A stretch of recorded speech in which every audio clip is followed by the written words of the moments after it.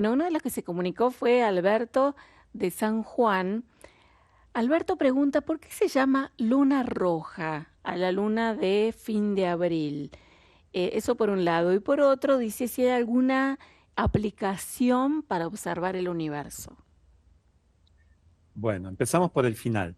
Sí, aplicaciones hay muchas. Yo les recomiendo mucho una que es gratuita, que se puede descargar o se puede también ejecutar directamente en la web, que se llama Stellarium, como si fuera en latín. Stella con dos L's, Stellarium. Bien, Esa aplicación es muy buena, muy sencilla de usar.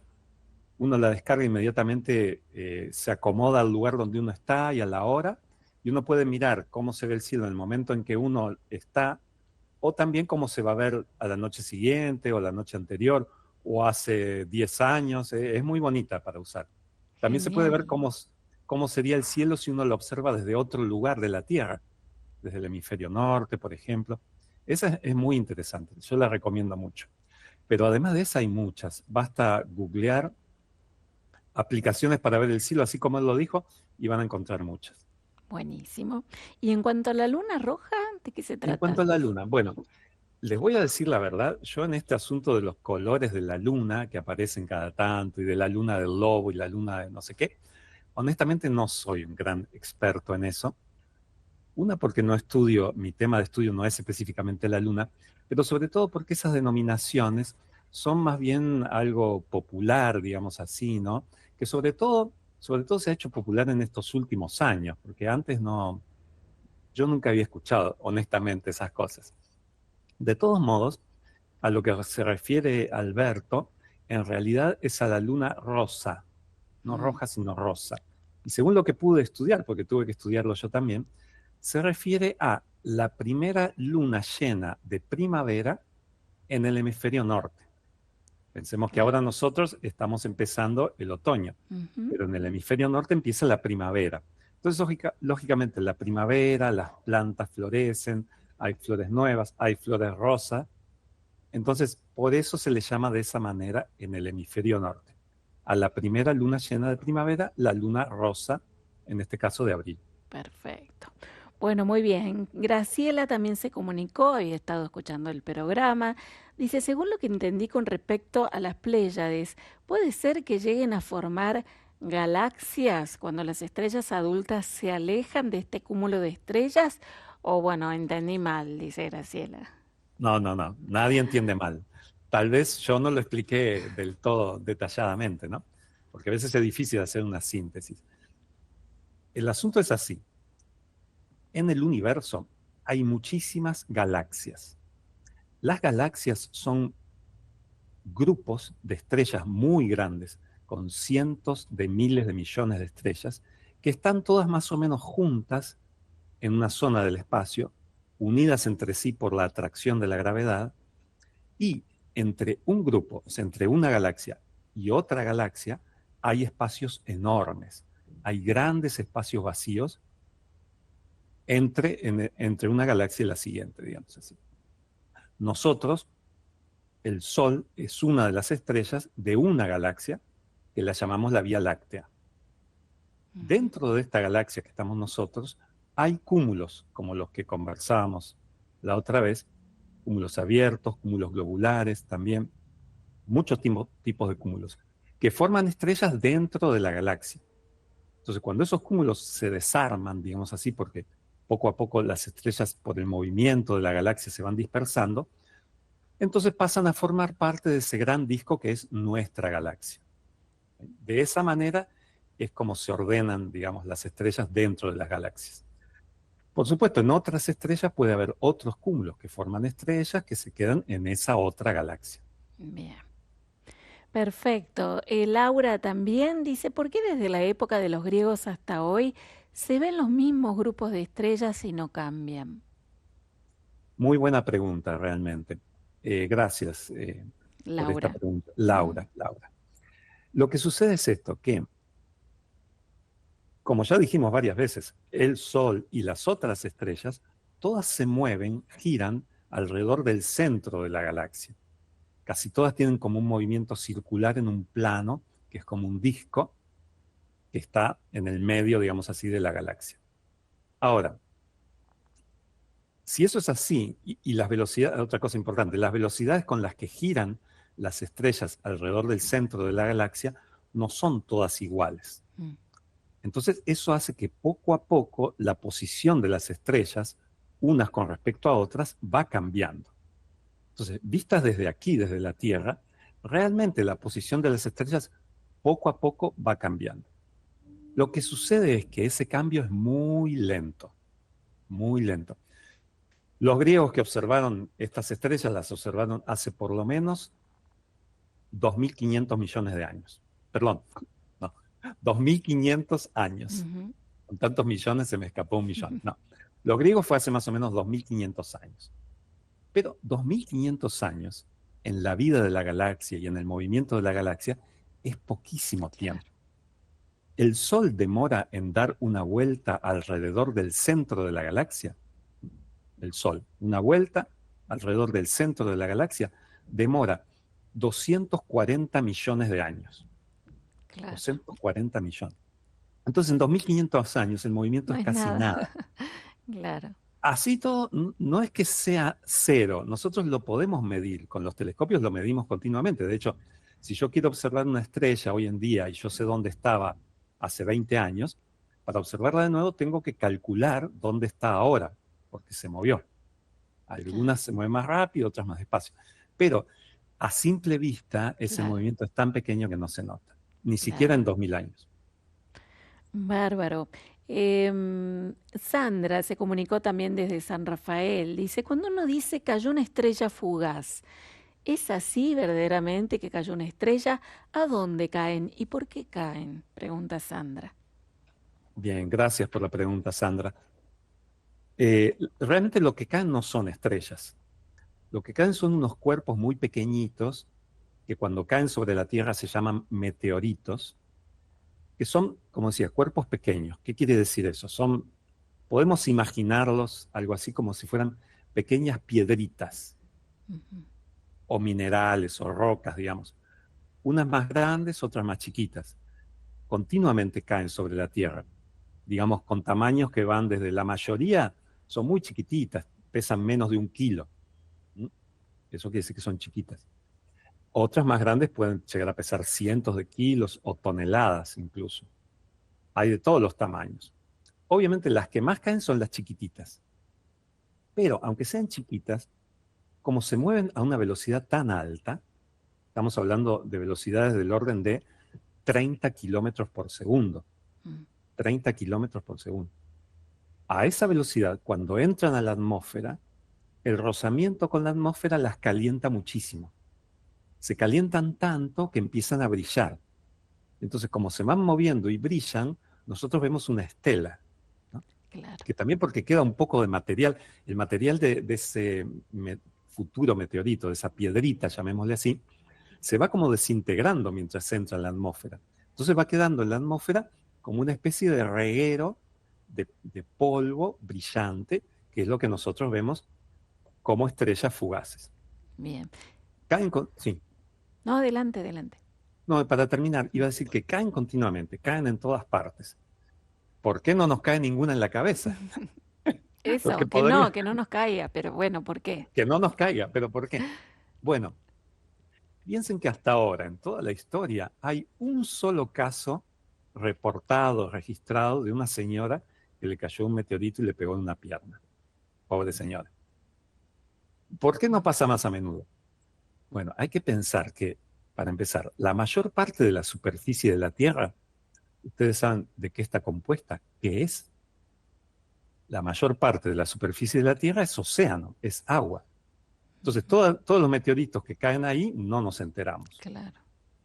Pero incluso en los continentes, en la Tierra que emerge, la superficie que ocupan las ciudades, los centros poblados, es muy poquitita comparada con toda la superficie. Entonces, la mayor parte de los meteoritos caen en lugares despoblados. Nosotros vemos las estelas y la piedrita realmente cae, pero no las vemos. Algunas, cuando son muy grandes, hacen un agujero. A veces hacen agujeros grandes, dejan unos pozos enormes, Como ustedes saben, aquí en Argentina, en el Chaco, hay una zona donde cayeron varios meteoritos juntos y ahí se ven esos restos que quedaron. O en otros lugares, en otros países, se ven pozos bastante grandes hechos por los meteoritos.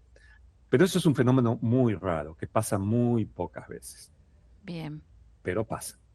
¿Estas piedritas se desprenden de qué, profesor? ¿De dónde vienen? Gracias, sí, me olvidé de decir eso. Piedritas, bueno, sí, algunas más Sí, grandes. lo decimos así, pero lo que sucede es esto, cuando se formó el sistema solar, se formó el Sol, y alrededor del Sol había un gran disco de material que daba vueltas, que al principio era polvo y gas, y ese polvo poco a poco se fue aglutinando, Mm, siempre por efecto de la gravedad, y empezó a formar cuerpos un poquito más grandes, como si fueran piedritas justamente, cada vez más grandecitos. Algunos se fueron acumulando, acumulando, acumulando, hasta que formaron los planetas.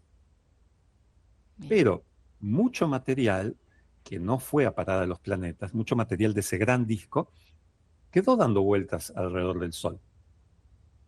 Esa es una parte de los meteoritos que caen actualmente. Viene de eso, de los restos que quedaron de cuando se formó el sistema solar. bien. Pero hay otros. Hay- todos hemos escuchado hablar, pienso, de los cometas, o hemos visto tal vez, ojalá algún cometa. Bueno, cuando nosotros vemos un cometa, vemos una cabeza, digamos así, brillante y una cola, ¿no? Ujú, Esa cola, una parte de esa cola que brilla, es material que se está desprendiendo del cometa, pedacitos de cometa que se van desprendiendo. Esos pedacitos quedan sueltos por el espacio, dando vueltas alrededor del Sol, y cada tanto chocan con la Tierra. Entonces, claro. cuando chocan con la Tierra, de repente vemos lo que llamamos una lluvia de estrellas, porque caen muchos meteoritos juntos al mismo tiempo. Mm, Y gracias por la pregunta, porque justamente en esta época, en estos días, se está produciendo una lluvia de estrellas, que se llama las Líridas. Líridas se llaman así porque parecen provenir de una constelación que se llama la constelación de la Lira. mm, Son difíciles de ver porque esta constelación está más bien en el hemisferio norte, aunque se ve también desde acá, y también porque son poquitos meteoritos los que caen, ¿no? Uno, si está un largo rato mirando, se da cuenta que algunas noches caen más meteoritos que en otras noches. Y eso justamente por las lluvias de estrellas. Y estamos en un periodo de esos. Así que otra recomendación interesante a los que les guste la naturaleza, si tienen la posibilidad, en la noche, si están en un lugar oscuro, donde no haya luna, en lo posible que no tengan luces que dan sobre los ojos, ¿no? Si uno se acuesta un rato y se pone a mirar el cielo, seguramente empieza a ver después de un ratito estrellas fugaces. Y bastantes, ¿eh? Se ven ujú. casi continuamente. Es un espectáculo muy lindo ese también. Bien.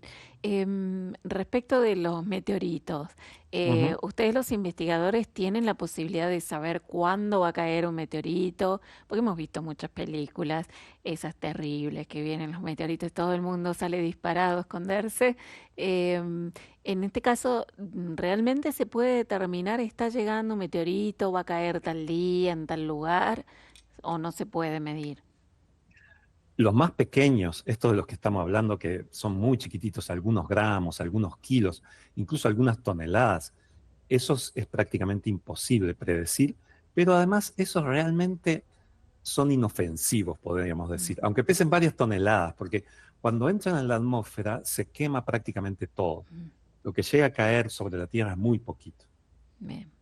Pero sabemos que hay cuerpos en el sistema solar más grandes. Hay cuerpos que tienen kilómetros de diámetro. Entonces, si alguno de esos llegara a caer, sí que sería un gran problema. Entonces, desde hace ya varios años se instaló un sistema mundial de monitoreo de esos cuerpos. Hay telescopios a lo largo de toda la Tierra que todas las noches observan y toman fotografías tratando de detectar esos cuerpos que podrían llegar a caer sobre la Tierra. Se llaman asteroides. Bien. Así que hay todo un trabajo muy grande que se hace para prevenir eso. Genial, buenísimo. Bueno, otra pregunta. bueno, no tengo aquí el nombre, pero dice, mi nieta me pregunta acerca de los refusilos, los rayos que salen de las nubes. Esa es una pregunta más bien para un meteorólogo, tal vez, o Mm, para alguien que estudie la atmósfera. Pero de todas maneras, más o menos sé cuál es la respuesta. Los rayos, los refusilos sería como, si no entiendo mal, porque refusilo es una palabra también popular, ¿no? ujú, El refusilo sería como ese resplandor, ¿no? Ese ujú, brillo que sale cuando cae un rayo. Bueno, los rayos son descargas eléctricas de muy alto voltaje, altísimo voltaje, son miles de voltios, que saltan, digamos así, entre las nubes, a veces saltan entre una nube y otra, a veces saltan entre la nube y el suelo, a veces incluso saltan de las nubes hacia arriba, más alto en la atmósfera, pero son eso, son descargas eléctricas muy grandes. Y efectivamente, como dice este oyente, pueden saltar entre las nubes, ¿m? ujú. Porque este es un problema muy grande que yo no sé hasta qué punto ya se comprende, pero cuando yo estudié, todavía no se entendía bien, es cómo es exactamente que se produce la carga eléctrica en la atmósfera. Es decir, cómo es que las nubes se cargan eléctricamente. Probablemente es por el rozamiento entre las nubes y el aire de unas nubes con otras, pero el hecho es ese, que se cargan con mucha electricidad y cuando esa carga llega a un cierto valor muy alto, se descarga en forma de un rayo. Ahí Por eso está. son tan peligrosos. Bien. Bueno, tenemos dos más. Marcelo de Cava dice, ¿puede haber vida en alguna estrella o galaxia? Bueno, como ya dijimos varias veces, hay cientos de miles de millones de galaxias, y cada galaxia puede llegar a tener cientos de miles de millones de estrellas. Y ya sabemos que muchas estrellas tienen planetas.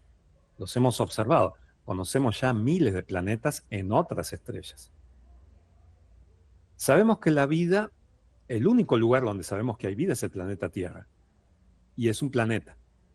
Entonces pensamos, tal vez en otros planetas puede haber vida. Es posible, realmente es posible. Pero no lo sabemos a ciencia cierta. Es decir, hasta ahora no hay ningún caso en que hayamos podido mostrar que en algún planeta hay vida, aunque sea una vida muy primitiva, digamos, células o algo así. Ujú. Hasta ahora no podemos, no tenemos los instrumentos para detectarlo y tampoco se han hecho intentos de hacer esto. Se han puesto grandes telescopios, que son como grandes antenas de radio, a escuchar. Si Mm. escuchamos alguna transmisión, por ejemplo, de otros lugares donde pueda haber vida. Eso ya hace muchos años que empezó a hacerse y hasta ahora no hemos escuchado nada. Así que Tendría por que ahora ser parece que una estrella muy similar a la nuestra, con un planeta muy similar. Bueno, exacto, eso puede ser, claro, se tienen que cumplir muchas condiciones que sabemos y otras condiciones que no sabemos claro. tampoco cuáles son. Así que, pero hay muchísimo trabajo de investigación buscando Y eso. hay tanto que no se puede llegar a ver, profesor. Exactamente. La Claro, mayor parte del universo no la vemos en realidad. claro. Bueno, y la última pregunta de José Gerardo desde Tucumán. Dice, ¿es el sol uno de los más importantes causantes en los cambios del clima, del calentamiento global? También, pregunta José Gerardo. Bueno, también, esta pregunta sería más para un especialista en meteorología, climatología, que yo no soy, pero algo puedo decir. Sin lugar a dudas, la principal causa de todos los efectos del clima en el planeta Tierra es el Sol, porque es la principal fuente de energía. Por lo tanto, es la que mueve la atmósfera, es la que calienta la atmósfera. La energía del Sol también es la que, incluso la que hace que se mueva el agua en los mares. Por lo tanto, el principal agente que produce a largo plazo y también a corto plazo los efectos del clima es el Sol. Pero ya sabemos desde hace varios años, porque se han hecho muchos estudios científicos muy serios sobre esto, ya sabemos que la actividad humana ha producido cambios en la atmósfera y en los océanos. Los cambios ya son tan importantes que esos cambios producidos por el ser humano están afectando el clima de la Tierra y están produciendo este efecto del calentamiento global. O sea, Ujú. ya sabemos que en eso hay un efecto que viene de la actividad de los seres humanos. Por eso Bien. es tan importante cuidar la naturaleza, como dice el Papa Francisco, Ujú. cuidar nuestra casa común, porque es muy peligroso lo que estamos haciendo con el planeta. Bueno, profesor, estas han sido solo las preguntas de la semana pasada que quedaron pendientes. Bueno, están entrando muchas más, pero vamos a poner un poquito de música y Bien, después queremos que nos cuentes cómo te fue en las observaciones, qué descubrieron con los alumnos, bueno, porque realmente es apasionante también. Así que después de la música seguimos conversando.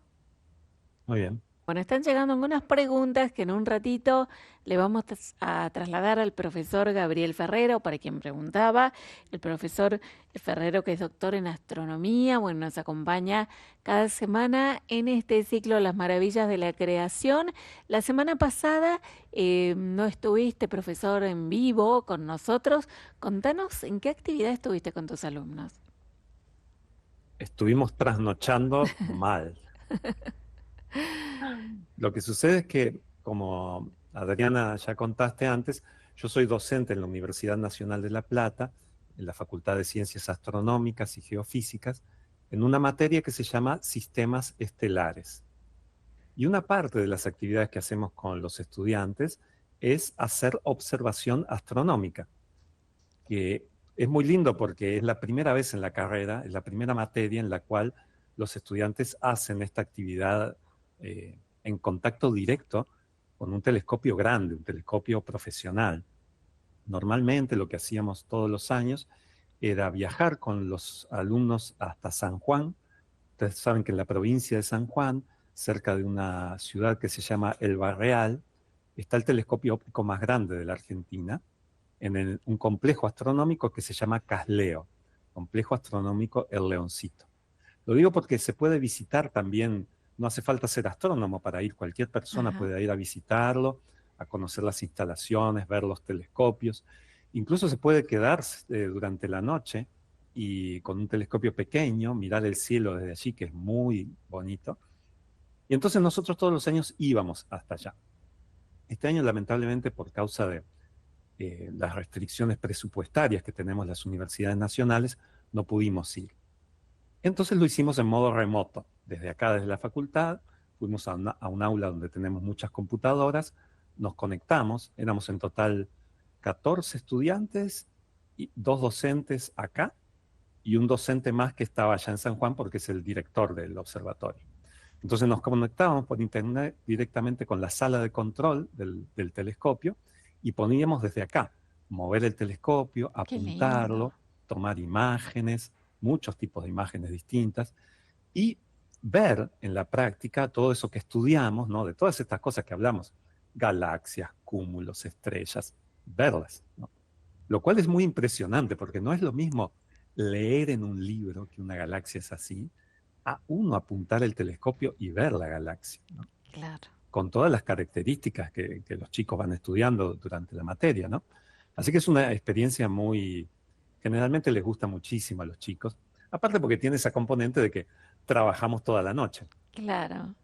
Agarramos el telescopio más o menos a las 8, 8:30 de la noche y terminamos a las 7 de la mañana. Así que estamos toda la noche haciendo eso. Está también eso que es un poco de aventura, que también es lindo.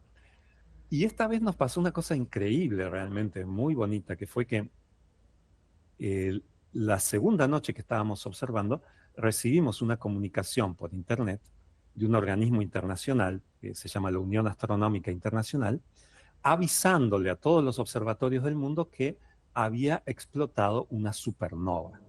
Mm. Una supernova es una estrella que explota, es un fenómeno cataclísmico, tremendo. La estrella cuando explota emite una cantidad de energía enorme y salen disparados hacia el espacio miles de millones de toneladas de material, de gas. Ahí podemos ver la imagen de la supernova. Ahí donde, para los que pueden ver, ¿no? Por internet, ahí donde apunta la flecha que se ve un punto azul brillante, ese punto es la estrella que está explotando. Ujú.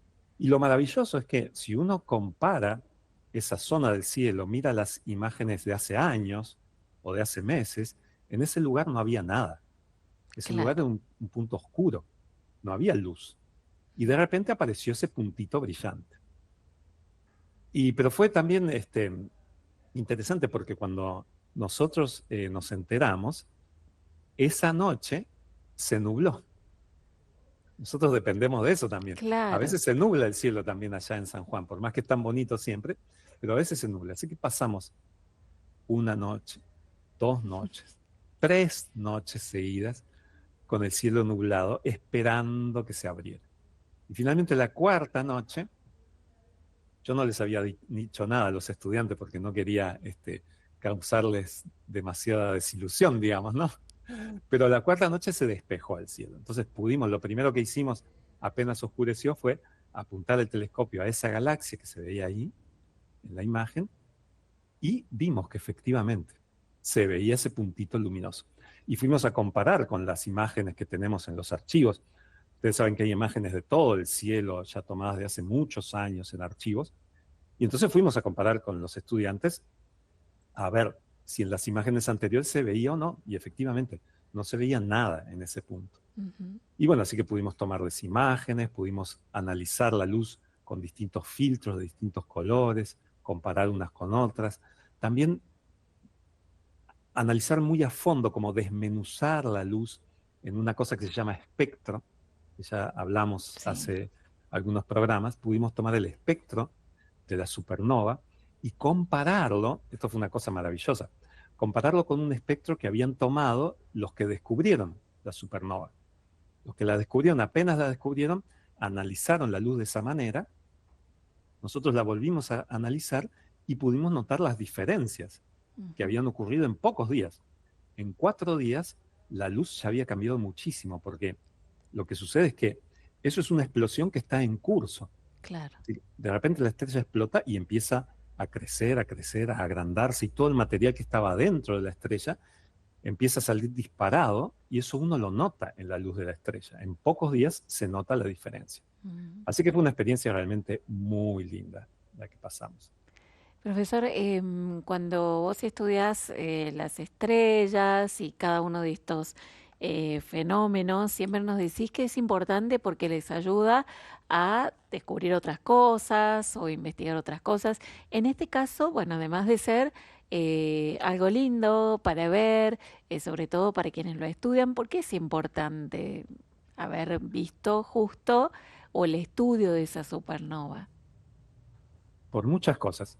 Una, por ejemplo, que es tal vez una de las más interesantes para nuestros oyentes, porque hemos hablado muchas veces de esto, es porque estas supernovas las podemos usar para medir las distancias a las estrellas, a las galaxias. Porque nosotros sabemos que esa supernova estalló en esa galaxia que está ahí donde está la estrella brillando ahora, ¿no? Forma parte de esa galaxia. ¿Cómo hacemos para medir las distancias a las galaxias? Una de las cosas que hacemos es, cuando explotan estas estrellas, comparar el brillo de esa supernova con el brillo de otras supernovas que ya estallaron antes en otras galaxias. ¿Por qué?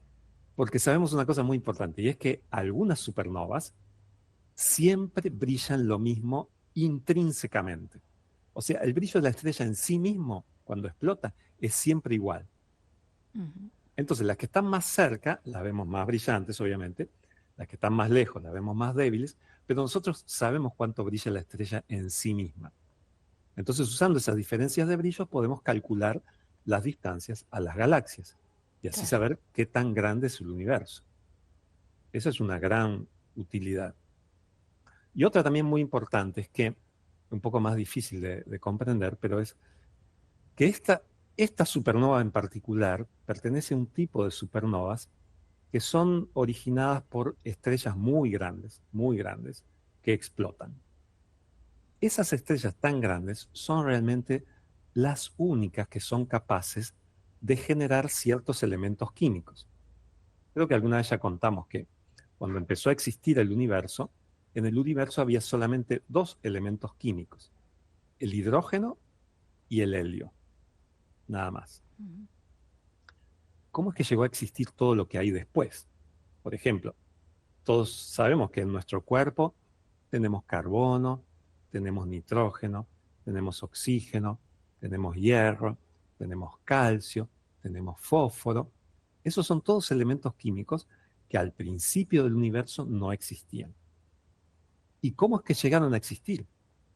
Bueno, justamente porque estas estrellas muy grandes son como fábricas de todos esos elementos. Los fabrican en el interior de la estrella y cuando la estrella explota, eso sale disparado para todos lados. Entonces, en el espacio entre las estrellas empieza a llenarse, empieza a haber cada vez más de esos elementos químicos nuevos. Y entonces, cuando se forman nuevas estrellas, las siguientes generaciones de estrellas, se forman nuevos planetas. En esos nuevos planetas, como se forman a partir del gas que quedó de las antiguas explosiones, en esos nuevos planetas empieza a haber carbono, nitrógeno, oxígeno, hierro. ¿Cómo es que hemos entendido todo eso? ¿Cómo lo podemos verificar si realmente es así? Verificar quiere decir ir a lo que hacemos los científicos, ¿no? Que es medir las cantidades exactas de cada elemento químico que hay en un lugar y en otro, y compararlo con nuestras teorías de cómo se generan esos elementos. Bueno, todo eso lo hemos aprendido estudiando las supernovas, porque en las supernovas es donde se proyecta todo eso hacia el espacio. Por eso es que son tan importantes, porque nos ayudan a comprender cómo ha sido la evolución del universo. Qué bárbaro, qué importante y qué impresionante. ¿Cuánto tiempo dura, por ejemplo, la luz de esta supernova? No dura mucho. Desde el momento que explota la supernova hasta que dejamos de verla, dura menos de un año. Son algunos meses. Ujú. A lo sumo puede llegar a 7, 8 meses. Después ya no la vemos porque es como que se va apagando, apagando, apagando, y lo que queda de la estrella se convierte en otra cosa. Se convierte, por ejemplo, en un agujero negro, de los que ya hablamos alguna vez, o se convierte en otras cosas más raras que me parece que todavía no hablamos. Bueno, no sé si son más raras que un agujero negro, pero son también raras, que son, por ejemplo, las estrellas de neutrones. Esas cosas son las que quedan después de que explota este tipo de estrellas. O sea que el hecho de que lo hayan observado, profesor, justo estos días con los chicos, con los alumnos, de ver si es todo un acontecimiento, ¿no? Porque tener la posibilidad de observarlo sabiendo que no va a durar mucho, tal vez después, si hubiese sucedido en otro momento, tienen posibilidad de ir, de recuperar esas imágenes, pero poder observarlo en el momento haber sido algo emocionante, sobre todo para quienes estudian y les gusta el tema. Tal cual, sí, porque es raro. Imagínate que la última vez que vimos una estrella supernova explotar en nuestra galaxia, la Vía Láctea, fue en el año 1604, Claro. en nuestra galaxia. En otras galaxias hemos visto otras, pero incluso en otras galaxias no es tan común, y sobre todo no es tan común ver una supernova tan brillante porque está muy cerca, entre comillas. Sí, Esta galaxia donde explotó la supernova está nada más que a 21 millones de años luz. bien. Acá Eso, nomás. eso en la escala cósmica es cerca, Claro. por eso la pudimos ver tan bien. Y eso es raro que pase. Qué lindo. Bueno, y qué suerte que nosotros podemos saberlo también e ir entendiendo de su importancia. Bueno, estoy viendo que llegan muchos mensajes. Podemos poner una pausita musical más y vamos a ir compartiendo algunas preguntas más que van llegando, profesor. Muy bien. Bueno, Diana de Santa Fe, bueno, nos dice que escucha todas las semanas este espacio. Bueno, también Gloria dice, me gustó escuchar al profesor que está hablando de las galaxias. Quería si puede repetir la aplicación, esa que es gratis, cómo se escribe para poderla descargar. ¿Cómo no?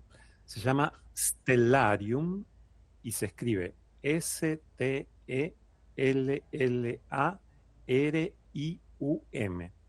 Stellarium. Espero que hayan logrado anotarlo. Muy bien. Por acá también, bueno, dice Rosana de La Plata, dice solamente felicitar al profesor por la humildad que tiene, la humildad de los grandes, nos dice nuestra amiga Rosana. Em, Luis pregunta, profe, cuando viaja en avión, ¿Qué observa? ¿Qué puede observar? Dice, muy bueno este micro sobre el espacio.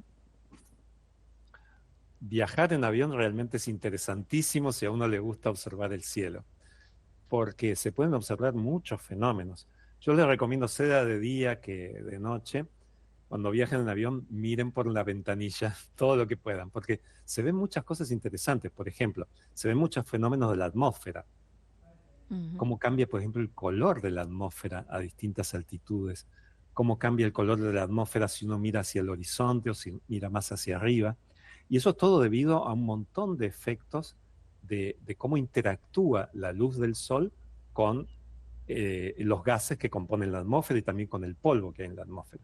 Claro. Eso ya es muy interesante. Obviamente, si uno viaja de noche, y bueno, normalmente tiene la posibilidad de ver las estrellas muy bien, porque a esa altura ya prácticamente no hay polvo, por ejemplo. Claro. La densidad de la atmósfera es mucho más baja que sobre la Tierra. Entonces, las estrellas se ven muy bien, los planetas, todo. Yo recomiendo todo lo que se pueda ver desde el avión, mirarlo, vale la pena. Genial, gracias a Luis. Jorge dice, ¿siempre se analizan los meteoritos? ¿Los metales que tienen son iguales que tenemos acá o se encontró algún metal que no tenemos aquí en la Tierra? Pregunta Jorge. Sí, hay, perdón, hay muchos investigadores que se dedican a buscar meteoritos, a encontrarlos, porque no es fácil encontrar los meteoritos para empezar. Y después, generalmente se organizan grandes colecciones. Hay algunos centros de investigación importantes. Entre ellos, uno muy hermoso es el que hay en el Vaticano. No exactamente en el Vaticano en Roma, sino en el Palacio de Castel Gandolfo, donde iban de vacaciones los papas antes. Ujú. Ahí hay un observatorio y hay una colección de meteoritos maravillosa, Mm. porque ahí funciona también una parte del Observatorio Astronómico Vaticano. Como esa colección hay muchas en muchos lugares del mundo. Respecto a qué se encontró, bueno, elementos químicos son los mismos elementos químicos que hay en la Tierra y los mismos elementos químicos que hay en general en cualquier parte del universo, pero tienen, están unidos de maneras diferentes a las que solemos encontrar acá en la Tierra. Son como, si, no son minerales, pero son formas, no sé la palabra exacta para decir verdad, pero son formas de organizarse los elementos químicos distintas. Mm. Básicamente porque en el espacio las temperaturas son mucho más bajas que en la Tierra, también la presión es casi cero, es casi un vacío el espacio, y también porque lo que pasa es que cuando el meteorito entra en la atmósfera, se calienta muchísimo. Entonces, eso hace que cambie también mucho Claro. cómo es la forma de los materiales. ¿De qué están hechos los meteoritos? Bueno, esa es una cosa también interesante, porque hay como dos grandes grupos de meteoritos. Hay un grupo de meteoritos en los cuales predomina el níquel y el hierro. Están hechos sobre todo de níquel y hierro, y son por eso meteoritos muy pesados. Y otro grupo de meteoritos, en cambio, en los que predomina el carbono y el silicio, y son mucho más livianos. Así que son como las dos grandes familias. Y después hay muchos tipos intermedios de meteoritos muy interesantes. Se estudian muchísimo los meteoritos, mucho. Claro. Bueno, hablando de las estrellas fugaces, que ya explicaste, profesor, que en realidad las que caen no son estrellas, de por sí, Elena pregunta si caen solo de noche. Gracias por la pregunta. Caen continuamente, de día y de noche. Lo que sucede es que de día es muy difícil verlos, porque brillan, pero el cielo está muy luminoso, porque está el sol que ilumina la atmósfera, entonces es muy difícil verlos. Se pueden llegar a ver, algunas veces se han visto de día, pero cuando son muy grandes, realmente muy grandes, ahí se pueden ver. Bien. Bueno, respecto también de estas estrellas fugaces, Ana María nos comparte más bien una experiencia que tuvo estando muy triste por el fallecimiento de su padre, justo salió a su patio, le pidió al Señor una señal y justo vio una estrella fugaz, ¿no? pasando lentamente. Hizo como un pequeño movimiento y se desvaneció, ¿ah? Dice que ya en ese momento, por supuesto, lo sintió como una señal de Dios, pero quisiera saber si tiene una explicación. Bueno, creo, profesor, que era lo que explicaba recién respecto Sí. de estos meteoritos que vemos. Hay meteoritos, algunos son muy grandes y se mueven relativamente despacio. Esa es otra cosa interesante. Hay algunos meteoritos que cuando los vemos parecen pasar muy rápido y otros, en cambio, que es como parecía moverse mucho más despacito. Mm. Eso depende de muchos factores. La velocidad de los meteoritos en realidad en el espacio es más o menos siempre la misma, pero lo que sucede cuando entra en la atmósfera cambia mucho según muchas cosas. Básicamente según el tamaño del meteorito. Hay algunos que son muy grandes que los llamamos bólidos. Los bólidos se caracterizan porque vemos como una cabeza casi como de un cometa, una cosa grande, y dejan una estela ancha y demoran bastante tiempo en consumirse, porque lo que pasa es que esos tan grandes mientras van cayendo es como que se va deshaciendo el meteorito. Mm. Por eso ya dijimos deja la estela, ¿no? Y cuando se va deshaciendo, llega un cierto momento a veces que finalmente se rompe totalmente el meteorito, a veces explota, otras veces simplemente la velocidad baja tanto que es como que se apaga, ya deja de brillar. Y incluso a veces yo he notado algunos que sucede ese efecto que decía esta oyente, de que parece casi en cierto momento como si se parara y desaparece. Es una cosa que se suele ver, que Ujú. sucede. ¿Sí? Bien. Bueno, y los últimos mensajitos. Dice Ramón, respecto de la supernova que nos estuviste hablando, profesor, dice, me pregunta, mi hijo se ve que está escuchando, si es Betelgeuse, si tiene nombre esta supernova, y en dónde se ubicaba exactamente. Parece que es un estudioso del tema. Muy bien, muy bien.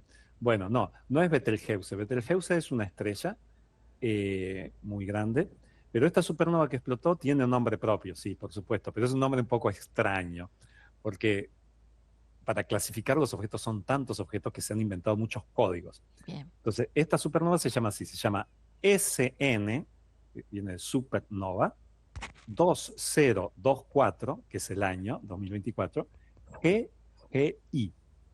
Bien. Como está apareciendo en la pantalla ahora, SN2024 GGI. Y apareció en una galaxia, que también tiene un nombre, se llama NGC 3621. Así que si buscan con esos códigos en Google van a encontrar toda la información de esta supernova. Perfecto. Preguntaba si las imágenes que estábamos pasando eran de esta. Concretamente, si estás viendo la que pasábamos ahora al final, sí. Después teníamos otras ilustraciones alusivas, pero esta concretamente que está en pantalla ahora con la flechita y el nombre es exactamente la imagen.